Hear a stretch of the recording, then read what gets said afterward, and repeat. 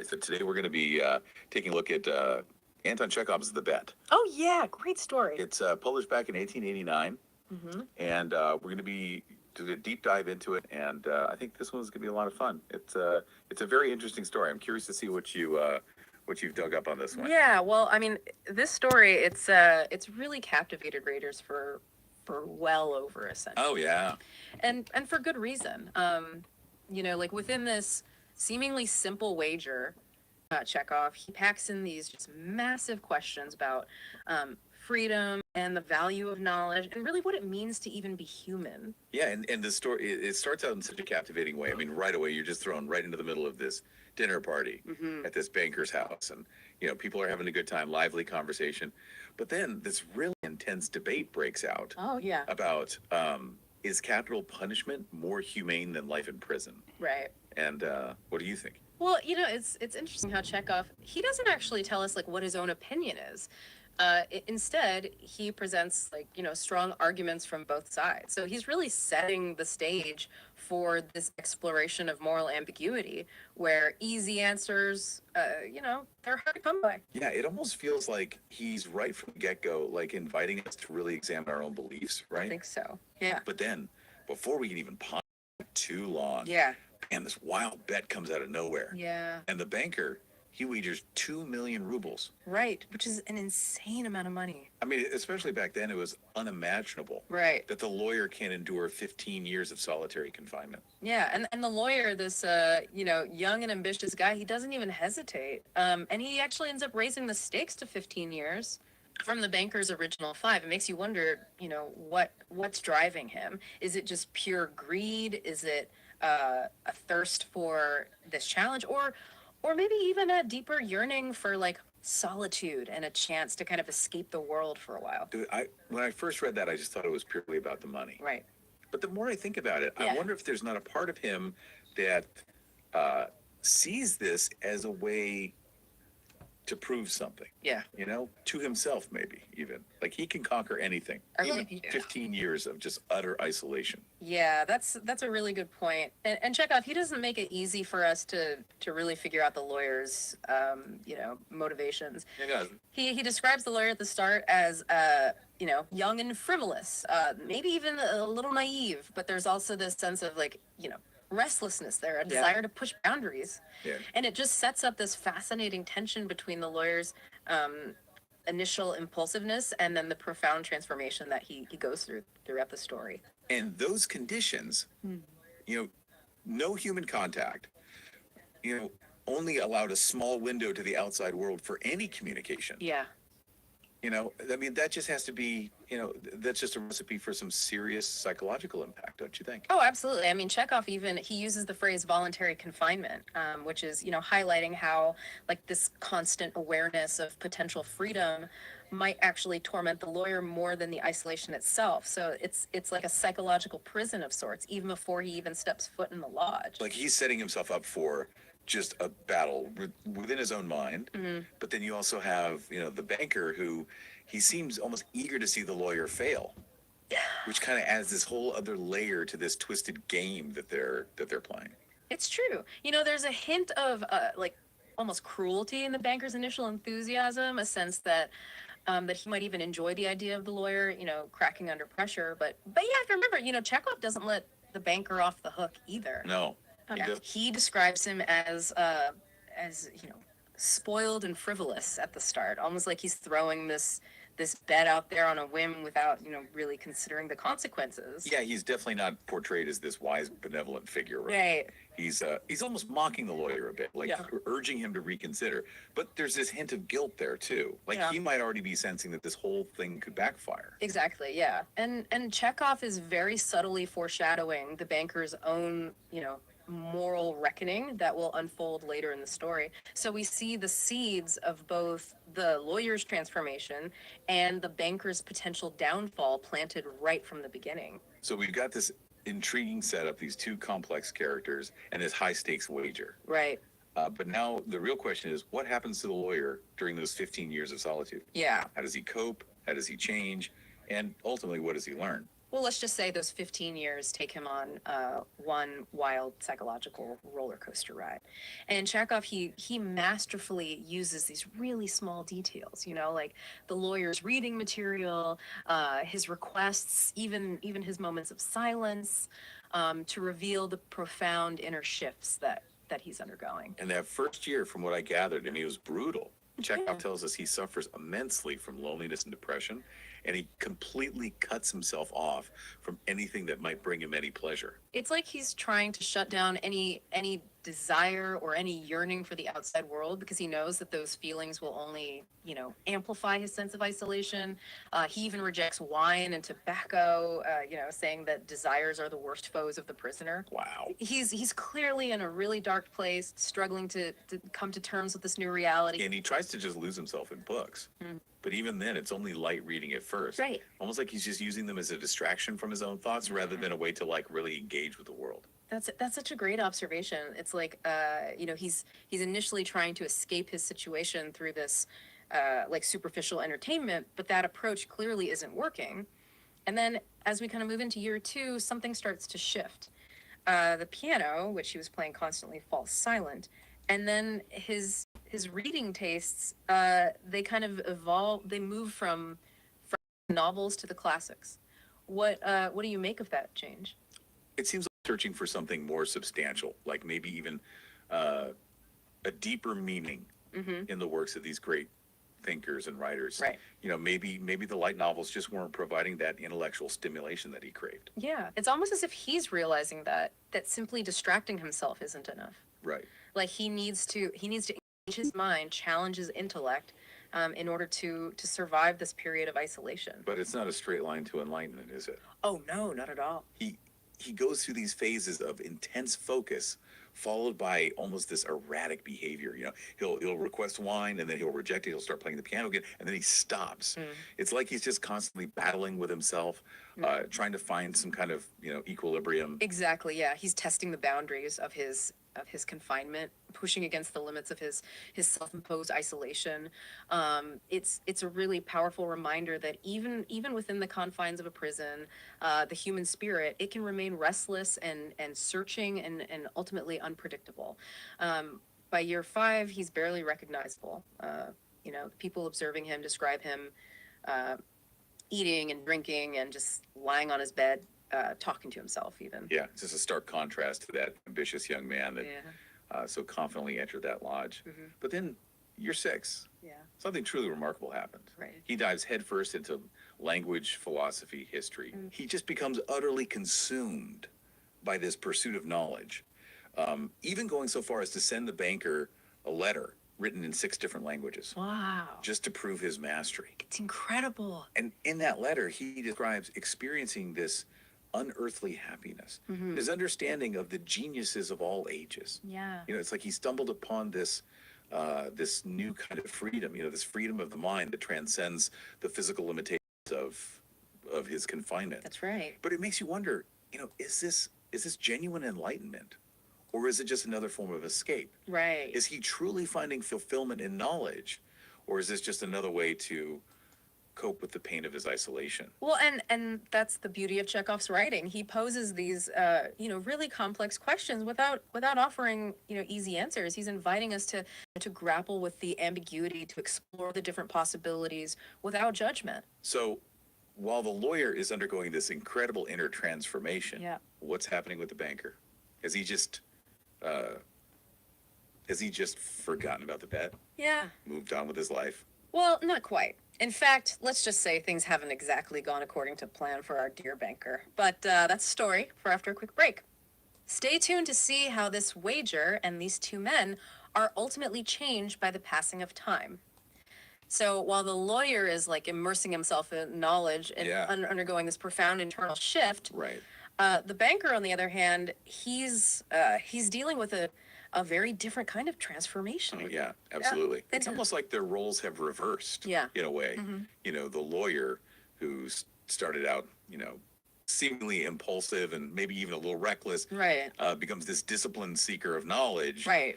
while the banker, who initially held all the power and control, Right. finds himself increasingly trapped by his own circumstances. Precisely. And remember how Chekhov described him at the beginning, spoiled and frivolous with millions beyond his reckoning.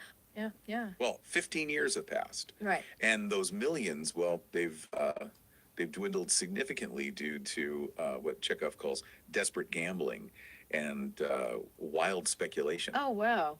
So the once proud, fearless, self-confident millionaire is now described as a banker of middling rank, consumed by anxiety and the fear of losing everything. It's like he's become a prisoner of his own bad choices. Yeah, His obsession with wealth ultimately leading to a different kind of confinement. right. What's so fascinating is how Chekhov uses this parallel to highlight the complexities of freedom.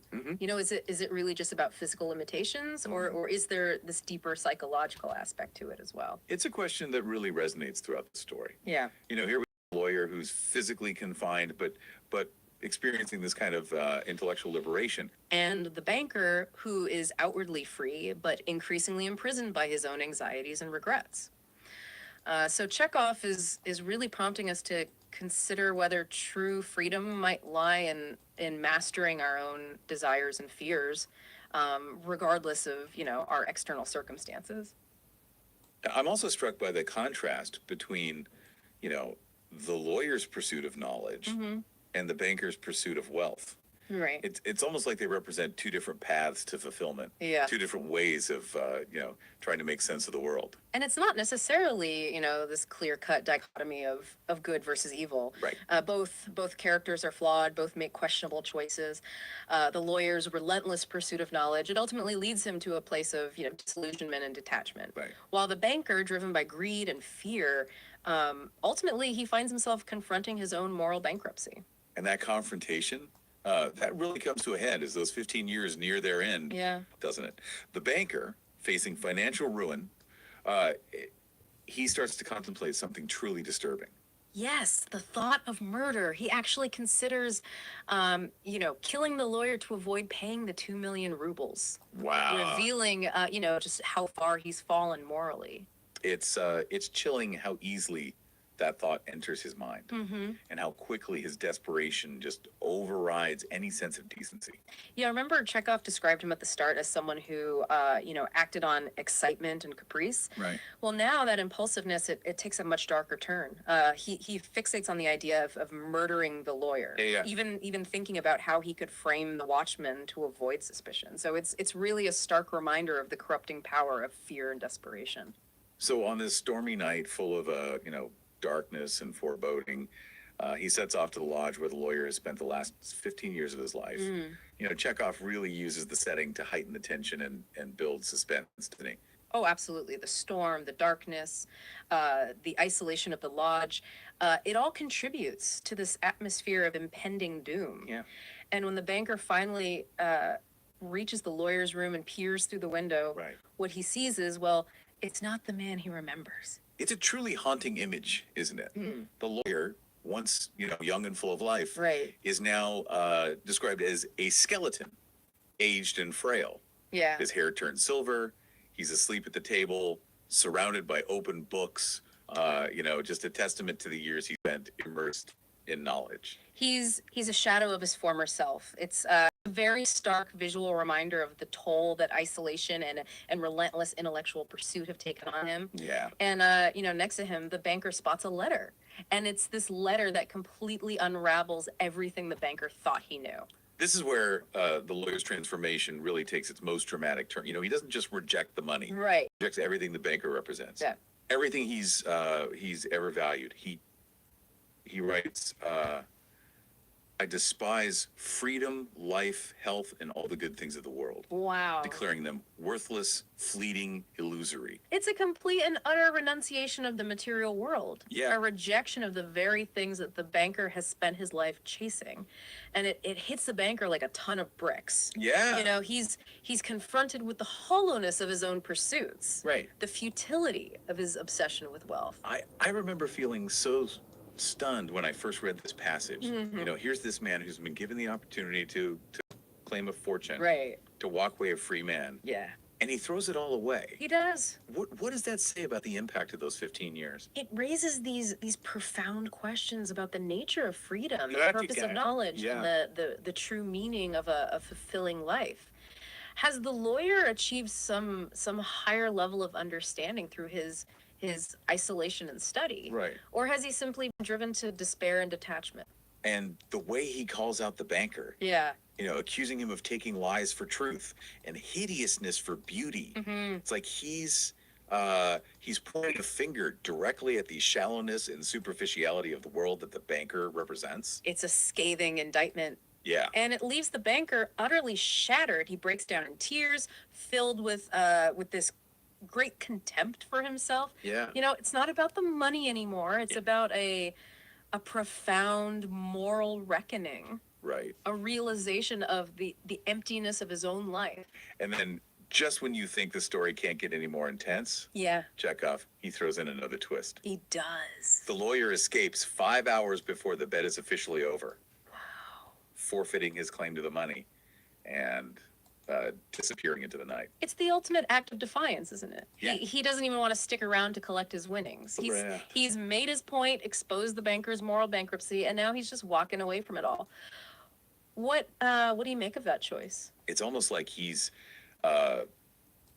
reached a point where freedom itself holds no value for him anymore. He's seen through the illusions of the material world, Yeah. experienced the depths of both knowledge and despair, Right.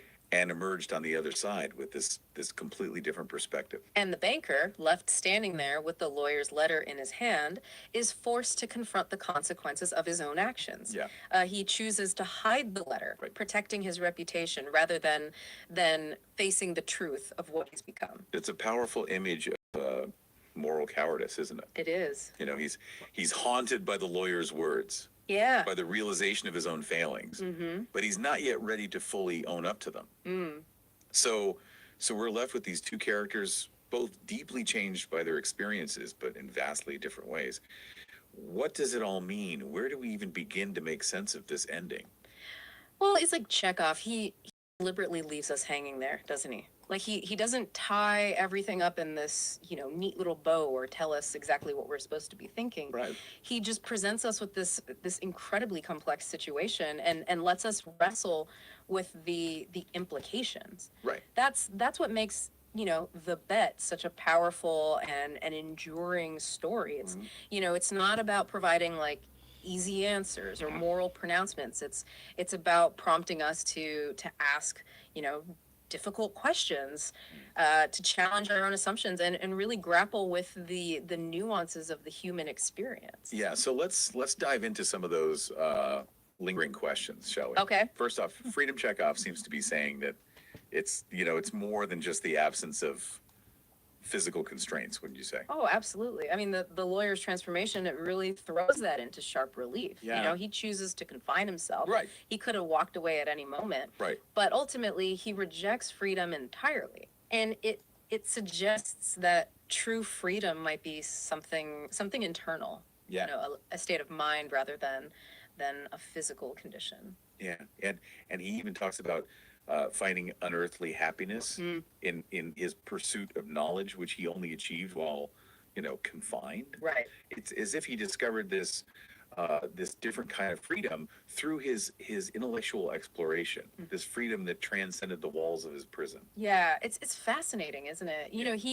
He finds liberation not through physical escape, but through the expansion of his mind, through the exploration of ideas and a pursuit of understanding. Right. It challenges us to consider what truly sets us free. Yeah. Is it the ability to do whatever we want, Yeah. or is it the ability to think critically, to challenge our own beliefs, Right. and to find meaning and purpose even within limitations? It's like he's saying that true freedom comes from within, from mastering our own thoughts and desires, Yeah. rather than being controlled by them. It's a pretty radical idea, especially considering the context of the time period. Yeah, and it's an idea that's resonated, across centuries.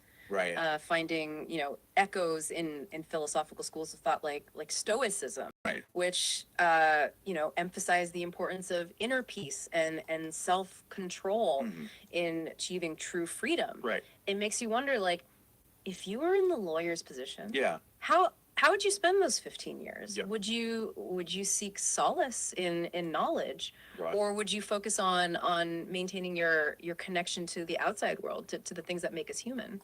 It's a powerful thought experiment. It is, isn't it? It forces you to confront your own priorities, your own definition of a meaningful life. Right. And speaking of a meaningful life, what do you make of the lawyer's ultimate rejection of knowledge and the blessings of this world as worthless, fleeting, illusory?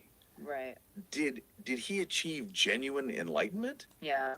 or did his isolation just drive him to a place of despair and? It's a complex question, and one that Chekhov doesn't offer a simple answer to. No, he doesn't.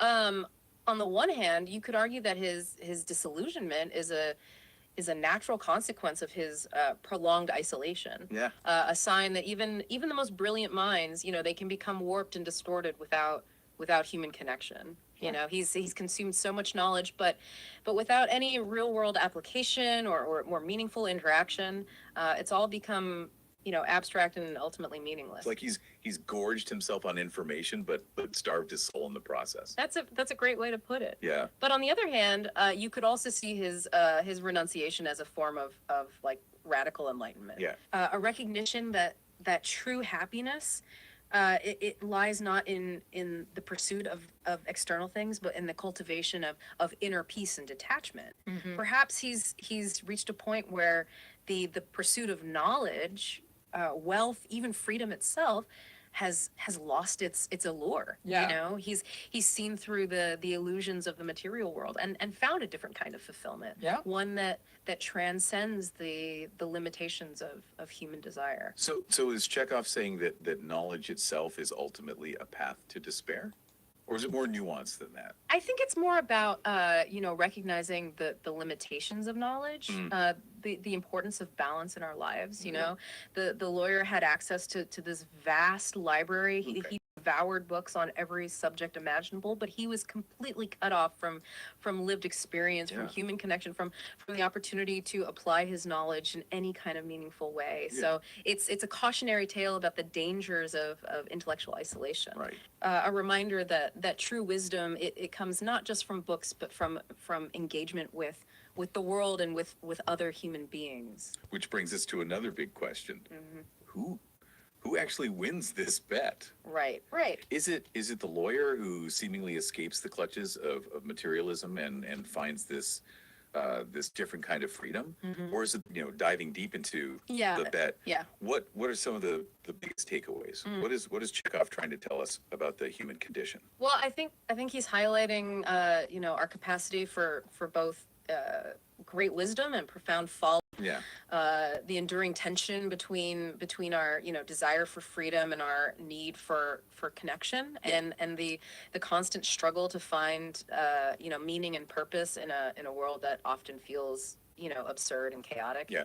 And he's also reminding us that choices have consequences, that even seemingly insignificant wagers can have these ripple effects that extend far beyond the initial agreement. Right. He doesn't shy away from moral ambiguity. No, he doesn't. Showing us that even characters who make terrible choices can still experience moments of self-awareness. Right. And perhaps even find a path toward redemption. Yeah. And most importantly, I think he challenges us to keep asking questions. Yeah. To never stop seeking understanding, and to recognize that the pursuit of knowledge and the search for meaning are lifelong journeys, Right. Not destinations with these fixed answers. It's a story that stays with you long after you've finished reading it. Oh, absolutely.